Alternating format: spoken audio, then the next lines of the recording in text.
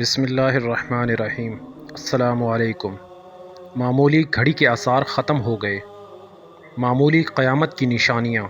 بہت زیادہ عورتیں، برہنہ عورتیں، مسلم ممالک میں بہت زیادہ شراب اور زنا، اچانک موت، عمارات کے ڈھانچے، موسیقی کے آلات اور گانوں کے وسیع استعمال، فتنہ فتنہ اور پھر فتنہ۔ مرد عورتوں سے مشابہت رکھتے ہیں۔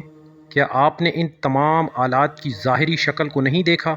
تصور کریں کہ آپ ایک دن بیدار ہوئے اور لوگوں کو ایسے چیختے ہوئے سنا جیسے وہ مرنے والے ہیں۔ سب حیرانی سے آسمان کی طرف دیکھ رہے ہیں۔ جی ہاں، سورج مراکش سے طلوع ہوا ہے۔ آپ جانتے ہیں کہ اس کا کیا مطلب ہے؟ توبہ کا دروازہ بند کر دیا گیا ہے اور اعمال اچھے ہوں یا برے اللہ کی طرف اٹھائے گئے ہیں۔ اس کے بعد توبہ کرنے والے کی توبہ مفید نہیں رہی۔ قیامت کی اہم نشانیوں میں سے 7 عرب شہزادوں کا زوال، امام مہدی کا ظہور، دجال کا ظہور، حضرت عیسیٰ علیہ السلام کا نزول، غروب آفتاب سے طلوع آفتاب۔ توبہ کے دروازے بند ہیں۔ روئے زمین کا درندہ مسلمانوں کو نشان زدہ کرتا نظر آئے گا۔ یاجوج ماجوج کا خروج۔